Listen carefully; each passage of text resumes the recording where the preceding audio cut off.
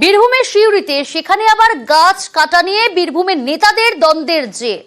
নেতাদের বিরুদ্ধে সিউড়ি ২ নম্বর ব্লক কার্যকরী সভাপতির কাছে নালিশ জানালেন আদিবাসীরা। কি অভিযোগ? গাছ কাটা হচ্ছে এবং তারা বারবার জানিয়েছে, কিন্তু কর্ণপাত করেনি কেউ। এই যে শ্মশানগুলা গাছগুলা কেটে নিয়ে চলে গেছে, এই যে নুরুল হক বটে ও কেটে নিয়ে চলে গেছে আমাদেরকে জিজ্ঞাসা না করে। গাছ কেটে নিলে আর অথচ ওই ওই জায়গাটাকে মাটি কেটে কান্দর ফেলে দিয়েছে, একদম একদম জায়গা করে দিলে। একদম জায়গা আমাদের বহুত দিন থেকে দখল করা ছিল, সেটাও নিয়ে নিয়েছে সব একদম। আমাদেরকে মানে আর আমাদেরকে জিজ্ঞাসা করছে না কিচ্ছু, বলতে গেলেই তো ওই গুন্ডুগুলো গেছে। চরম মারামারি হয়েছিল একবার। সুপ্রতিম রয়েছে আমার সঙ্গে। সুপ্রতিম, কয়েক বছর আগে যখন এই গাছ কাটা হয়েছে, তাহলে এখন কেন অভিযোগ? এতদিন কেন চুপ ছিলেন তারা? দেখো, 2020 সালে গাছ কাটা হয়েছিল এবং তখনকার যে বুথ সভাপতি ওই সিউড়ি ২ নম্বর ব্লকের মাইপুর গ্রামের, এবং তার পাশাপাশি তখনকার বর্তমান যে প্রধান, সে তখন কিন্তু প্রধান ছিল না, তাদের নামে হচ্ছে অভিযোগ জানিয়েছে। গতকাল সিউড়ি তৃণমূল ২ নম্বরের যে দলীয় কার্যালয় রয়েছে সেখানকার স্থানীয় মাইপুর গ্রামের আদিবাসীরা এসে অভিযোগ জানিয়েছে এবং তারা জানিয়েছে যে তাদের যে শ্মশান ছিল, সেই শ্মশানের যে গাছ ছিল সেই গাছ সমস্ত কেটে ফেলা হয়েছে। তার পাশাপাশি আদিবাসীদের যে বর্গা জমি, সেখান থেকেও কিন্তু তাদেরকে উচ্ছেদ করা হয়েছে এবং এই নিয়ে তারা কিন্তু সরব হয়েছে তৃণমূলের দলীয় কার্যালয়ে। যদিও যার বিরুদ্ধে অভিযোগ তিনি কিন্তু জানিয়েছেন যে তৃণমূলের ব্লক সভাপতি মনুরুল ইসলাম, তিনি বলেছেন যে এতদিন অর্থাৎ 5 বছর পরে কেন, অর্থাৎ এটা নিয়ে কিন্তু স্থানীয় যে রাজনৈতিক মহল তারা কিন্তু গোষ্ঠীদ্বন্দ্বই দেখছে। তখন এতদিন যেখানে কোনো অভিযোগ হলো না, সেখানে হঠাৎ করে 5 বছর পর কেন অভিযোগ হলো।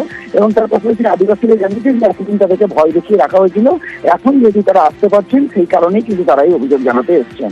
বেশ, আমাকে জানানো হয়নি, আমাকে উপেক্ষা করে এগুলো করেছে এবং আদিবাসীরা সেই গাছগুলো লাগিয়েছিল। আমি যখন ওদের ওই প্রস্তাব দিলাম, আমি বললাম না, আমি ও গাছ ওরা লাগিয়েছে, ওরাই নেবে, তোমরা বিক্রি যদি করো আদিবাসীদিকেই দিয়ে দেবে, ওরা শ্মশানের উন্নয়ন করবে, এই ধরনের কথা আমার সাথে হয়েছিল। কিন্তু সেসব উপেক্ষা করে ওরা নিজেরাই পয়সাগুলো মনে হয় আত্মসাৎ করছে, এদিকে দেয়নি। সেটা ওখানকার মাইপুরের বুথ সভাপতি বাবু, এটা ওর নেতৃত্বে এগুলো হয়েছে। আমাকে যখন ওরা বিক্রির কথা বলে আমি নিষেধ করেছিলাম, তারপর আমাকে উপেক্ষা করে এগুলো করেছে। এটা ওখানকার যে বুথ সভাপতি সেই করেছে।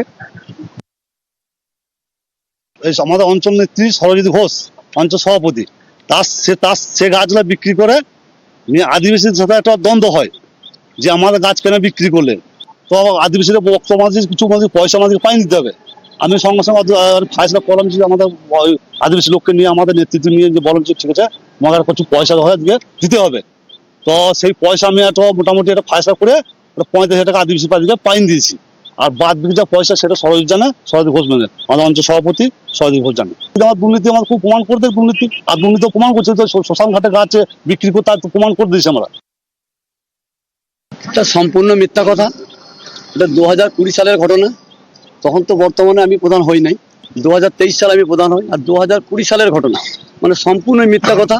এই মুহূর্তে বনশঙ্কর অঞ্চলের যিনি অঞ্চল সভাপতি, তিনি এই গাছের সম্বন্ধে সম্পূর্ণটাই জানেন এবং গাছ সেই বিক্রি করেছে, গাছের টাকা আত্মসাৎ সেই করেছে। তার জন্য দলের বদনাম করার জন্য এবং আমাদের ব্লকের যে সভাপতি নুরুল ইসলাম, তার অপমান করার জন্য এই সমস্ত নানা রকম চক্রান্ত করছে। এই চক্রান্ত আমরা রোখার জন্য নানা রকম প্রতিবাদ করছি, তার জন্য মিথ্যা অভিযোগ করেছে। এটা সম্পূর্ণ মিথ্যা অভিযোগ। আমরা এখনো বলছি জোর গলায়, সরজিৎ ঘোষ সম্পূর্ণ মিথ্যা কথা বলেছে এবং মিথ্যাবাদী।